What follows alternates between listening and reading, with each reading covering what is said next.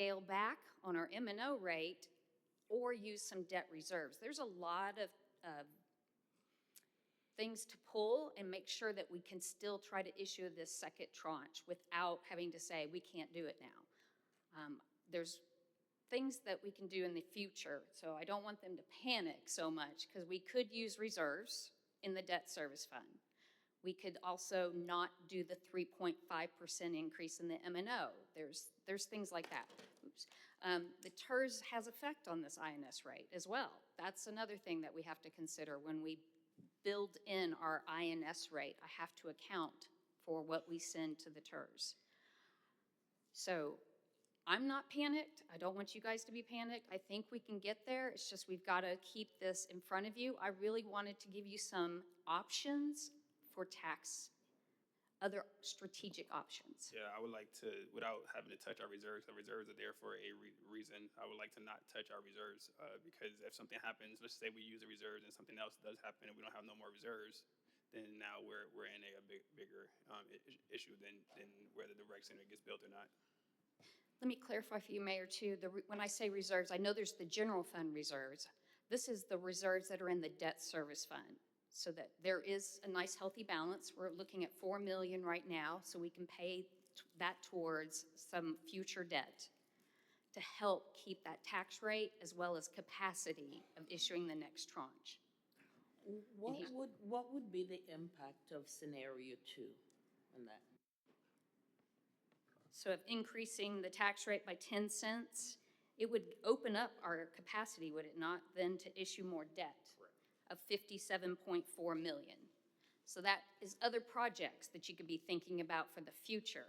Those are the things I wanted you to just have in for your information of what does our debt capacity look like. He gave a great background of what happened in the past, which hurt after the GO bond election, as I had mentioned, going down 9 cents, caused the debt capacity to be really restricted. So we need to go back to where we came from, basically, essentially. Yeah. But that would have to go to a vote, correct? That is true. That would have to, if we're looking at increasing, to get us back to where we were, to fund the second tranche, like Jason was saying, and to provide all the funding for all of these projects, it would be ideal to go back to where we were, undo some of those things. Approximately how much of our city, like the percentage, is under a TERS? I believe when I looked at the presentation showed a third of our proceeds are going to TERS. But how much of our actual city, like residential? The actual dollar amount? No, I'm like, we have all the homes that we have. Oh, the number of homes? Of our percentage, are we like 25%, 50%? What percentage are we looking at is under a TERS? I'll look into that to get you exactly that number. I just know that the proceeds was about a third. I say proceeds, I'm talking property tax. So it'll be a third of all homes is in the TERS, so 1/3.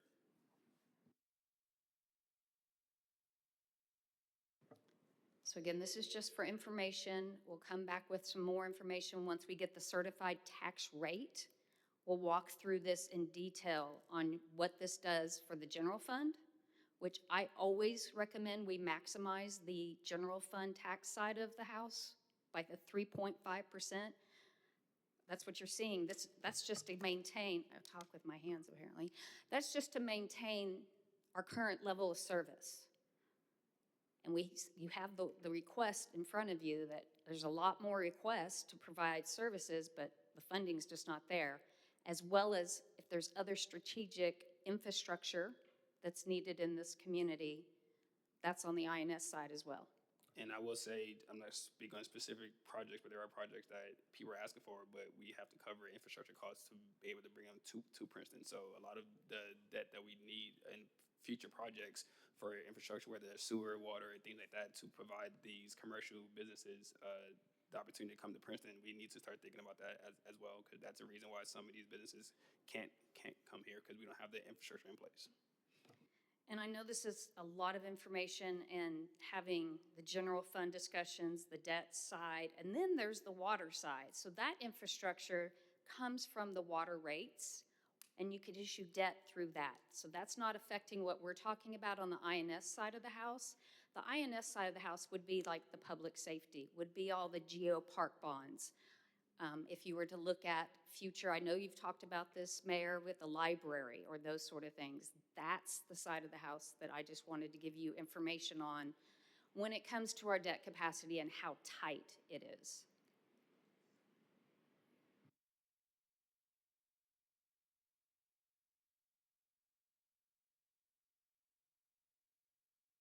It's a lot of information. And again, I will come back at the first meeting in August with the certified totals.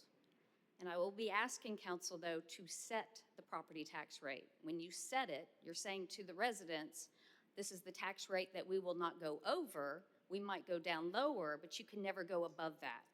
So that's the other side that we have to think about at the next council meeting.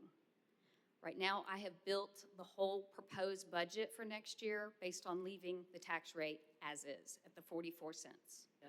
Hey, Kelly, this may be a dumb question, but I'm going to ask it anyway. How is that evaluated or considered when we think about PIDs and TERS? Does it have any impact? So on the budget, the PIDs don't because they have their PID assessments directly, but the TERS do, which is offsetting those PID assessments. Those TERS, those 6 active TERS, we're talking about in the general fund, 1.3 million that we have to give back to the TERS. Now the INS rate has to give back almost 800 to 900,000, I believe it was. So it's a number that we have to consider even in our debt capacity. And I can break all of that down once I get the certified numbers and it's not just an estimate. If we decide, say for instance, we have XYZ company wanting to build additional homes, and we decide we're not going to extend the TERS because we would instead go for economic development instead. Is that something that's advisable? How do we navigate that? Or should that be a conversation we have not here? I think that it depends on the deal itself, because there is situations where you properly set up a PID, TERS, and these tools that we have as a city. When you do it the right way, they benefit. It's just we just can't give it to any and everyone who comes knock at the door, and it seems like that's kind of what we've done in the past. Is whoever knocked at the door, we gave these tools to, not realizing what the future impacts would be. But these are great tools for a city to use. It just needs to be used the right way. I understand that, but I'm talking about the tools are available, but in terms of where we stand right now and our position to move forward, what is advisable for us? If this is a conversation we don't need to have here, I can understand that. But it's just something that we really need to start, I believe, thinking about in terms of our strategy to move forward and what would be best for the city. And that's kind of what we have the financial advisor here for. So when these deals do come to us, we need to listen to our financial advisors and make sure that this is going to be a deal that benefits the city, versus not. But I think it's going to be a case by case, and we can't decide, hey, we're not going to do any PIDs or TERS right now, because that could be shooting us in the foot too. So it just depends on what's coming to the city, what development is coming, and what it's going to do, what impact it's going to take on the city. So it's kind of a hard question to determine, hey, we're going to stop TERS, we're going to stop PIDs, or no, we're going to give it to what benefits. Unless I'm Mr. Mayor, She's asking about I our understand. current. You're wanting our current ones. If the current one comes to do more. Yeah, I understand what you're saying, Mr. Mayor. I just want to start to have us frame our thought process. They're going to be coming to us. So it's framing our thought process to help put us in the best place to move forward as a city without exacting a greater burden on our financial resources. I do understand that those tools, we can use them, or we'll be able to use them at appropriate times and depending on the proposal.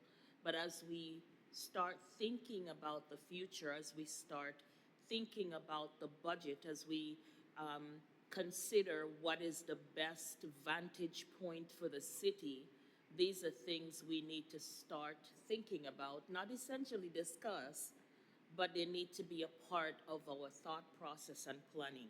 So I would agree, we should start asking those things and thinking of those things because we haven't in the past.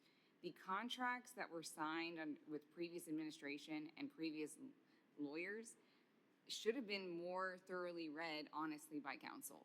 Because within those contracts, it states that if we do not give those TERS and when they come to us, they get to leave the city and become a MUD. And that creates MUDs throughout the city. It creates bigger problems for us because now they're not within the city and now we have like emergency services and it gets chaotic. And it's been created because those questions weren't being asked. Those considerations were not being taken in. And it was just blindly going forward, or at least it feels that way.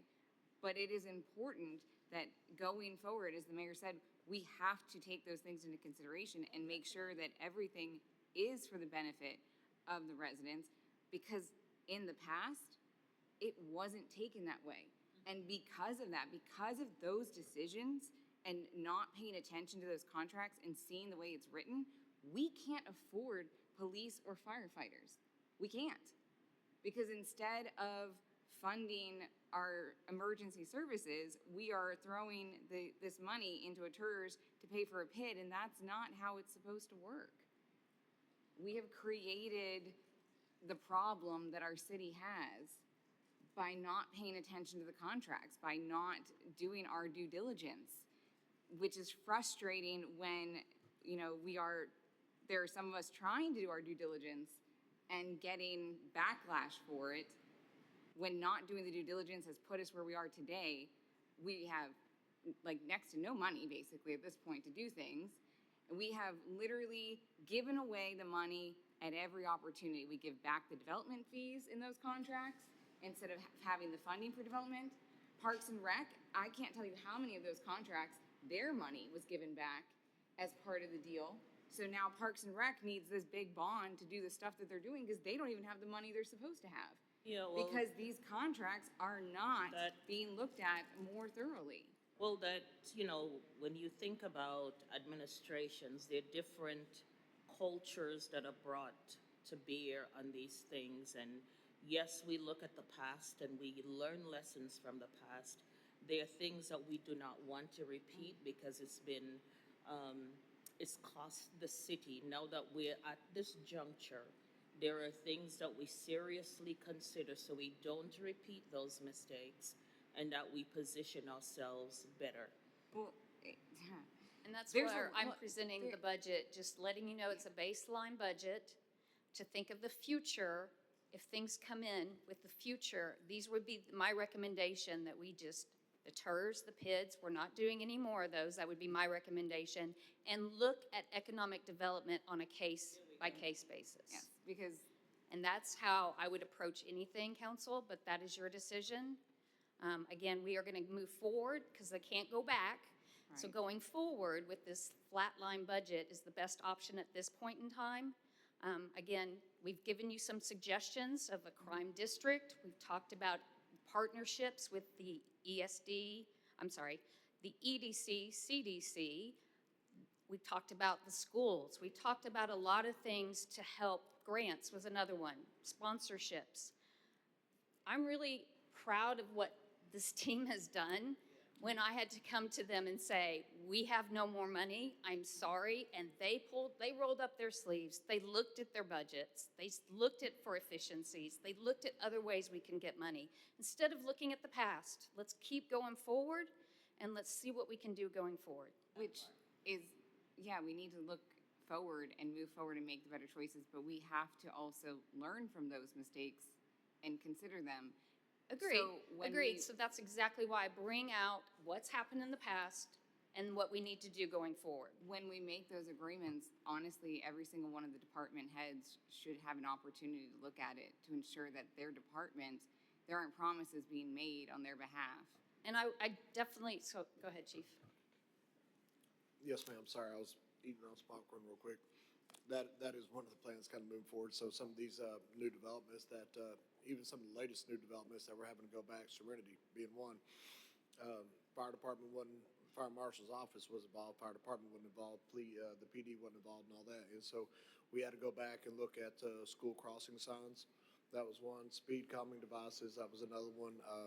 Some different, curbs and gutters and everything. And so from my thought process is bring every single director within that and have them have a say in there before those DAs even start, even remotely, come before council to talk about, because there's nothing worse than having to go back and renegotiate a DA. I mean, we've had to do it, twice now within the last 2 weeks before we can even bring it back to y'all to try to negotiate things. And so, it's an uphill battle. We're working to clean that stuff up, but moving forward, we're working on some SOPs on processing these DAs. It's gonna be a checklist that, where does Shai go? Where's Shai? Shai leave? So it's a checklist that Shai's been kind of working on as far as that checklist, as far as what we're gonna be looking within those DAs, as far as marking stuff off. And so, yes, every director, every department will have a say-so in it. Okay. And just to be clear, Kelly, what you've done with our budget, when you've pulled off the different policies you've put in place, I'm very appreciative. You've done a lot to clean it up and to put, the new strategies, new policies, finding stuff like the co-ops. I appreciate all of that. And I admire that your ability to find a way to make the dollar stretch as far as you are making it stretch when we are in this situation. And I have to say thank you to the directors too. They all have been stretching and trying to find other ways to still provide exceptional service to the city of Princeton. So we'll recap this at the August meeting. Of course, I'll be bringing your proposed budget and we'll talk in depth about that, but there is some decisions that will have to be decided, actions I should say, that you have to take at this meeting, which is setting the public hearing and setting the tax rate. So, any more questions for our financial advisor? Okay. I think we'll roll into our capital improvement program, and then we're getting close to the end. I know it's been a long day. We're getting there, though.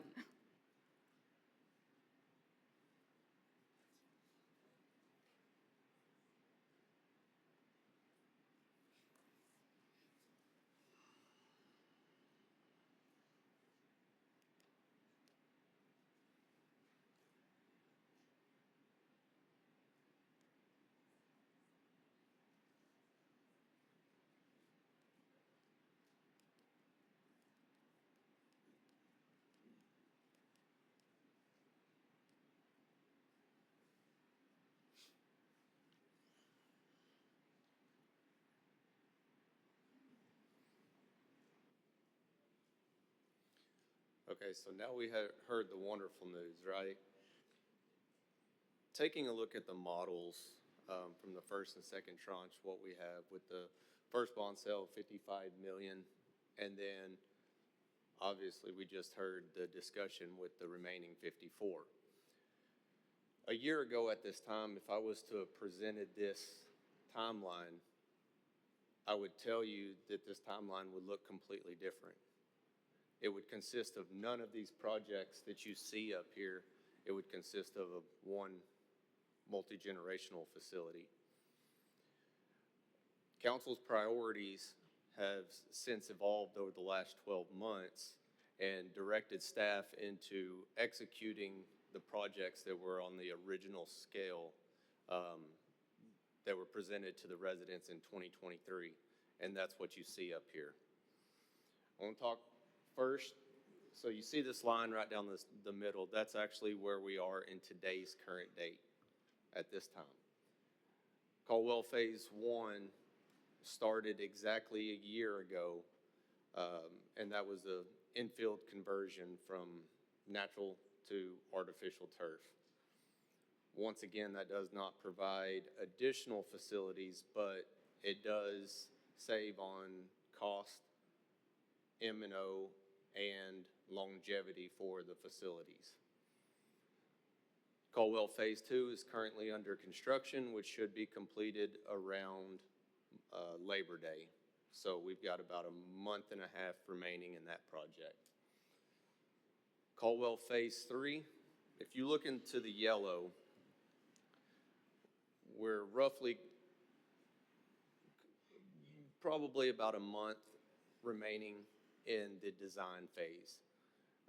And that's getting down to IFC sets, which is issued for construction, and that goes into permitting for executing docks for construction. We're looking at starting construction roughly Q1 of 2027.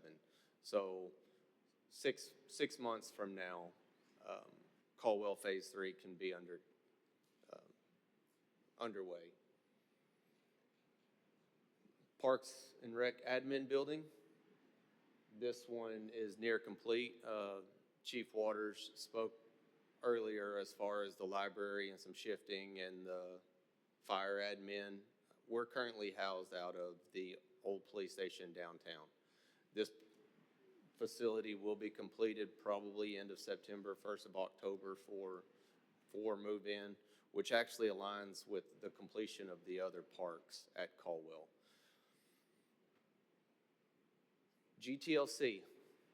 So this park as well came back online, as mentioned, when we were talking 2 phases of sales, the first tranche and the second. The 55 million on the front end, pulling forward with GTLC, we're looking at $18 million project. What that is Georgia Texas Land and Cattle Park, but activating the recreational spaces, as we mentioned earlier, which puts the residents first. We need more facilities. These are some of the constraints that we face as a department. When I mentioned earlier, and we're running, roughly 4,000 kids annually through our youth sports program, this provides the facilities for those residents and those individuals that participate. Not only does it provide the space available for our residents, it's also a revenue generating facility. So this provides more economic impact back to the city and not just something that we're having to subsidize annual operations to operate. And then what's slated here for 12 million, the park, which is the multi-generation rec center, this is site and civil. If we were to start this into Q1, into Q2 of 2027, even if I was to execute a fully contract for a rec center, the first 12 months of construction are all utilities and underground work.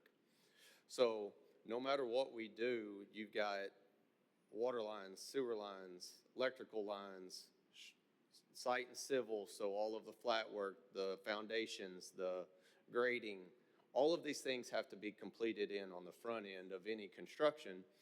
So you're not seeing any vertical elevations for 12 months.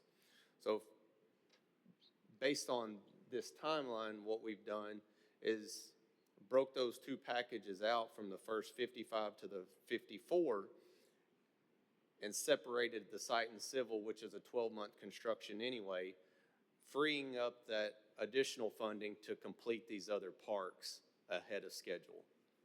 Instead of delaying them until the back end, ensuring that we give the residents the parks and available spaces before we just jump and secure all $100 million into a rec center. And if we go into any questions regarding this Gantt chart, this timeline? And I want to talk a little bit more and expand on the site and civil for the rec center. We have a public PD facility, public safety facility that is under design currently. It's on the same location with Park, with the multi-generational all one site. When we're looking at this, the PD started design roughly, I'm wanting to say around February, March of this year, sometime this year. Well, when we're looking at that, that's around a 12 to a total 18-month design for IFC sets. The rec center is designed, but what we're doing is this allows the site and civil together, creating the PD site along with the rec center site, all in one and doing one overall site civil, coming in, allowing the PD design to catch up. Once all the infrastructure is in place, then you go vertical with both facilities at the same time. That way, no time is lost. There's economy savings by creating two facilities construction at the same time, along with still providing the services for the residents that voted. Any questions regarding this? Anything? I think that's like smart to put them together, because if we did the rec center and then started building the PD, that construction would cause conflict for those trying to use the rec center. So I think putting them together not only saves money, but it's gonna also save the headache for residents having to deal with that construction at the same time. Thank you. Absolutely. And Chase, and I'm sorry to interrupt you real quick. I might have missed it. Did you talk about the timeline as far as the fields, what that does as far as moving those two tranches around, putting the fields up on the first tranche? Did you already talk about that or no? Okay. Did you say, talk to second tranche?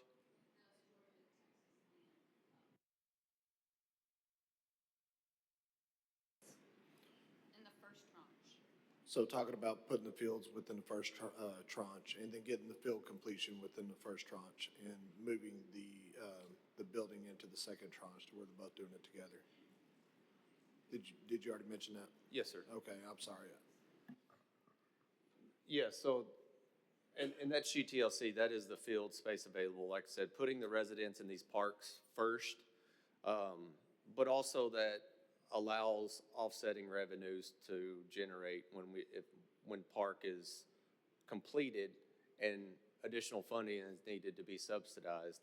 Well, you have another revenue source from recreational and select tournaments from field usage. If we go to the second tranche,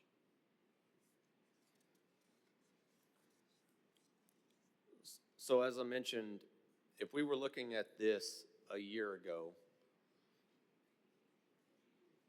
we'd really be looking at just that top portion. That was really the only project on the horizon. Now we have all of these other projects that are in construction, designed, and some even completed, while the second is what you see, the 48.5, that's construction costs for the building, all in FF&E. Site and civil would have been completed, which what you see is in the dark green. And then site civil gets completed, picking up in 2028 for second tranche round of funding, executing those contracts for vertical with both buildings. And then Veterans Memorial Park. We briefly spoke earlier, activating that downtown space. That is high on the residents list. It creates open opportunities, Main Street markets, the downtown, the Cotton Gin. So what we want to do is start design today. That line is where we are today. Activate the design, roughly that's a 12-month design process for the downtown space as an overall. Get the design complete, so then when funding is available in 2028, the design would be complete, and then we can execute construction docs. And the same with the building. Does that still include the Gold Star Memorial? Gold Star Family Memorial? The gold? I'm The sorry, Gold- guys, can you The please? Gold Star Family Memorial, Yes. does it still include that? The Gold Star Family Memorial? Yes. I'll get with you after a while. I remember that. That was back when I was back on the CDC when we were doing that. That was the statue that they were trying to have put up at the Veterans Park. I thought that's the Woody. It's a memorial to honor a Gold Star family who lost a loved one in combat. It's from the Woody Williams Foundation.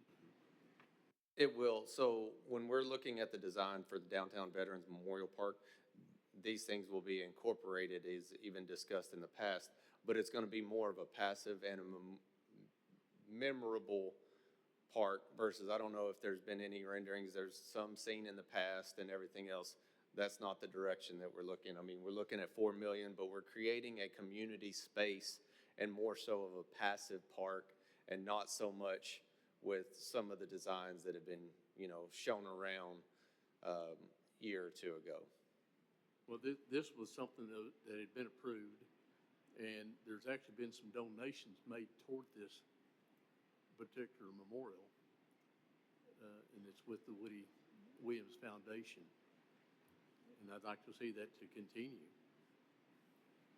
Yes, we'll speak offline and get all that information and add those in. I do want to question, so I know that we're also talking about revitalizing now downtown, and I'm not sure if you spoke about this, but are we taking account to some of the commercial growth that will happen downtown adjacent to this park on either side and the design? I know we're still kind of a little bit away. Well, we're in the design now for it, but are we taking account some of the commercial growth on both sides of that park? Yes, sir, we are. And that's a great point. Creating something lights a spark for further development downtown area. You walk downtown currently, I mean, I'm not saying anything's wrong with the park, but when we can expand it and we can invest some money into it because we have funding available and a funding source, that entices and brings in some of those commercial developments on a long-term scale. So that's where we're looking now. And anything that does arise over the next year, hey, whether there is, public-private partnerships with commercial development, working with the EDC, the CDC, and private developers, when we're looking at those, we definitely will take those into the design phase, make some adjustments so that way we can look at the overall downtown area and not just one small piece or one small park. Yeah, I think that's great. I think that will solve for, Steve's question there, is because I think part of where that, the memorial came up was a partnership was run through the CDC at the time when it first kind of came up. So if you guys are planning on engaging them as part of the design opportunity, I'm pretty sure that'll come full circle and that'll be, addressed in the process. So that's great.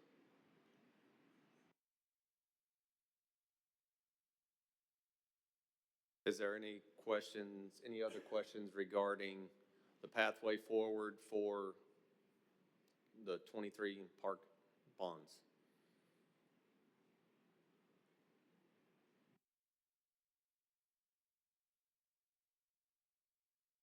Thank you. Thanks, Jason. All right, thank you.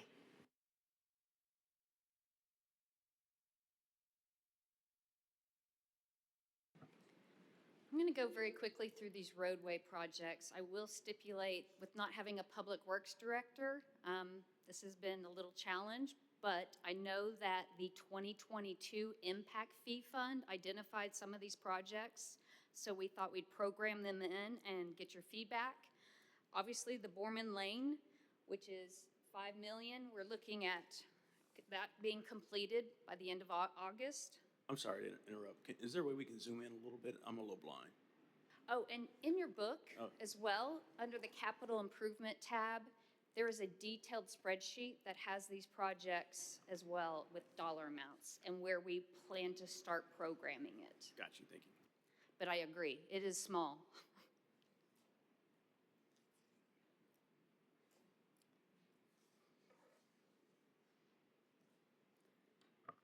So wrapping up on the Borman Lane. The other project is the Harvard Turn Lane. We've only really spent money on just design itself. We're going to have to work through construction at some point when the Public Works Director gets here and talk about that with him. But we had even last year programmed College Street, McKinney Street as well in the program. $5 million for College, $2.5 million for McKinney. So getting those designs, we should be getting those going soon when he's on board. And then we're looking at construction possibly 2028. This is with the help of Kimley Horn, just giving me information. And then Long Neck, Monte Carlo to College was 6.6 million. And then we have our ongoing construction repair replacement. Now we do fund 500,000 in the general fund for that, and we would also look at partnering with CDC because they also budget $500,000 for roads needs. So that's something that will just be an ongoing funding source. So again, this is really short, but identifies some projects that we will definitely talk to the Public Works Director when he gets here. The other projects, of course, is the water and wastewater. I'm not going to go into that. That was part of the rate study as well. He factored all of these projects in there. This came from an impact fee study that is wrapped up that will be